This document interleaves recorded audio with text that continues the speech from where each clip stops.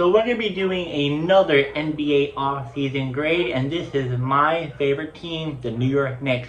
And did they do well this offseason? Did they do bad?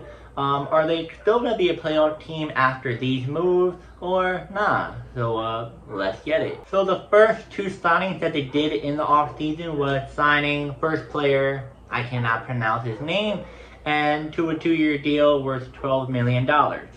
Former Sixers forward returned to NYC with average of 11 points per game, 5.6 rebounds per game, 2.1 assists per game last season across 70 games, and provided athletic, physical depth with a reliable scoring and rebounding boost off the bench. I feel like this is really good, a really good piece to add on the Knicks team. I feel like we haven't had this type of base off the bench since Isaiah Hartenstein was on the team, and when we had Isaiah on the team, I feel like, it helped our team even more. And I'll say this, I feel like he is much more better than Isaiah. But hey, who knows? We just signed him. Last season showed us why we signed him, and we'll see what happens next. Next up we signed is Jordan Clarkson, a $3.6 million deal via buyout. So he got bought out by the Utah Jazz, and pretty much he brings dynamic scoring guard who gives the team much needed bench punch and playmaking, signals a shift in bench structure under new coach Mike Brown. So he is another player that reminds me of former New York Knicks IQ, Emmanuel Quickley. He gives you a spark that you need off the bench, and I feel like you can put him in the starting lineup if you have to, just like how we did with Emmanuel Quickley when he was with the team before he got traded to the Toronto Raptors. And then last but not least, exercise. Cannot pronounce his name. Ariel Hakaporti. My apology. Team option. Second year center. Retain $2 million for developmental continue. Also, meanwhile, PJ Tucker's option was declined after limited use to preserve financial roster flexibility.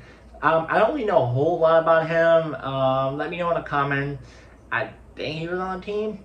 I feel like he must have been like the third or fourth option that you barely saw. I'm sorry, my apologies on that. Or unless he was signed. Overall, I think adding the player that cannot pronounce, the first one from the 76ers, and Jordan Clarkson, I feel like they are two pieces that we needed badly on the bench because the Knicks bench were horrible, and adding these two is kind of your clone of IQ and Isaiah Hartenstein. Draft move. The New York Knicks drafted one player at the 51st overall pick, and also I cannot pronounce his name. I think it's Mohamed something. He is a French 20-year-old power forward with a 7'4" wingspan. Strong defensive upside, likely stashed overseas due to tax rules. Knicks only 2025 pick after earlier losses due to tampering and prior trades. So, due to tampering with trying to get free agents coming over and etc., the Knicks really couldn't use any of their draft picks, so this is the only guy we got in the draft.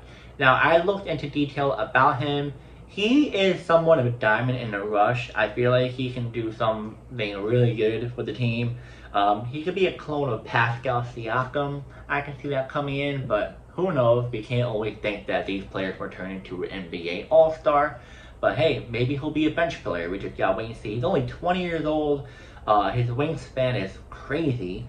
So his defense is going to be wild in the NBA. So we just gotta wait and see how well he does. I feel like he might be a third stringer off the bench. I don't think he'll be a second stringer. Either a third stringer or a G League.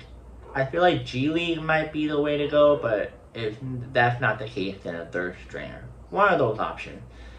Then next up, trade rumors and outlook of the team. So there's been a lot of noise about them trading for, KD and Giannis, but as you know, KD's not, tradable anymore. He got traded already. And Giannis is, let's just say, that might not happen. So if it does happen, maybe the Knicks will go after Giannis, but overall it looks like they're really done with trading. Their outlook is just to try to be competitive this year coming up. Now this is another one I want to go over, team needs and front office direction. So coaching transition to Mike Brown is nearly done, but staff remains unfinished. pretty much because they need to find lead assistant role and offensive coordinator search continue. So they need to find this role pretty quickly. They tried to the last couple of coaches. They try and reach out to these other teams that they coach for that are just smaller or similar roles, and they still couldn't get those coaches because of due to contract. So we just gotta wait and see. I feel like pretty much they're going to aim for someone who's not on a team, or they're going to aim for a coach that's not really high up in the NBA, maybe more like college coach. I'm not really sure. It's a lot of noise going on, so we just got to wait and see for that. The Knicks have 4 open roster spots and are, pretty much checking veterans like Landry Shamet, Malcolm Brogdon, if that's his name right, or even Ben Simmons to fill them. So it sounds like Ben Simmons may not be the player that's going to come through. It's more than likely never going to happen. And then Malcolm, I like him, but he's a little bit of an injury prone-ish. But when healthy, really good. I would love him if he stayed healthy. I feel like Landry might be the better option because we saw a lot of good spark off the bench when he did get the minutes, since Tibbs barely gives anyone minutes besides their starters. So I feel like adding Landry might be a better option for the veteran spot. It sounds like there might be one veteran spot and the rest is rookies. I might be right, I might be wrong, it might be just a bunch of rookies and one vet. I'm not completely sure, but we just gotta wait and see for that. Then we got mix of core players retained: Brunson, Towns, OG, McHale, and Hart. With the bench upgrade moves, they appear more focused on depth and fit rather than mega moves. 100%, we all know that. And then last but not least, the summary of this: the Knicks seem to be retool mode rather than full rebuild, just what I just said. Adding key bench pieces while maintaining core roster stability. Pretty much waiting on Mikal Bridges' extension, possibly to keep trade flexibility open just in case they cannot really agree on extension with Mikal.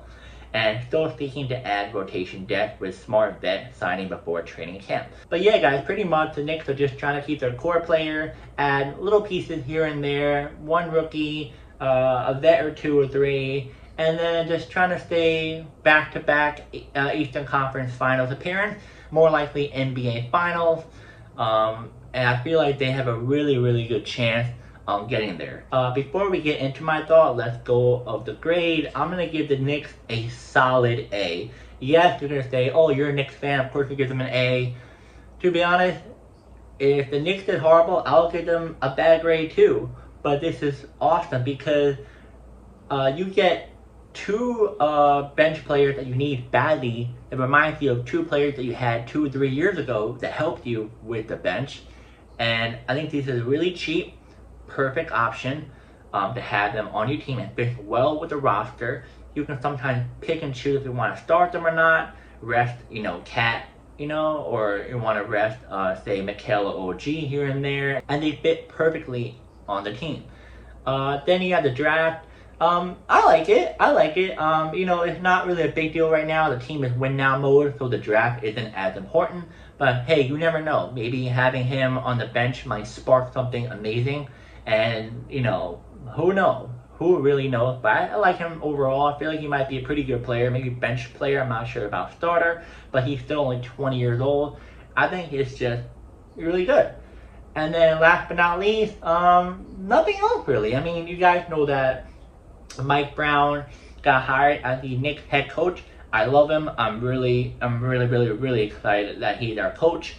Yes, Tom Thibodeau really changed the organization around, but Tom Thibodeau stuck in his old ways, and he just wasn't changing at all. He kept playing old school ball, running his players on the ground. I feel like Mike Brown's going to open a lot with the players. Tibbs was only a 6-player type of mode, maybe 8. But that was like really rare to extend that far. But mainly their starters, he overrun. As for Mike Brown, he expanded. He used 11 to 12 players on the team, which is awesome. And he wants to get everyone involved. He doesn't want to choose one player to drop 30 points a night. He wants to choose this player drop this many, this player drop this many, and to keep on putting the buckets in each and every person's hand and win ball games. You see him, Coach of the Year, Sacramento Kings, did amazing for the Lakers the one time, the Cavs, really good assistant, and he just has a lot of experience under his belt. And I love the fact that his personality fits New York. He's gonna say how it is. He's, not gonna sugarcoat it, and I love that. And I think the players are gonna love the fact that how he is. Yes, he's gonna be a little bit of a little bit too much sometimes. But hey, do you rather want to have a coach who's very blunt and upfront and tells you how it is, or you want to have a coach that's like, and just doesn't do do a good job at all? But yeah, like I said, I'll give them an A. Are they a playoff team or not? 100% they are. Why would you not think? Unless an injury happens to 3 or 4 other players, then maybe play in. But overall, definitely a playoff team. More likely Eastern Conference final bound. I feel like NBA Finals bound is much higher up for this year compared to last year because of how much the East is wide open. The only team you have to watch out is the Cavs, Miami dark horse team, 76ers if they can stay healthy, and everyone else is like up in the air. Like you don't know. Maybe Detroit, but honestly, I think New York has a easy chance to win a chip in the East. But we just gotta wait and see. And yeah, guys, comment down below. Do you think the Knicks should have done a little different in the off season? How would you grade their off season? And yeah, I'll see you guys in the next video.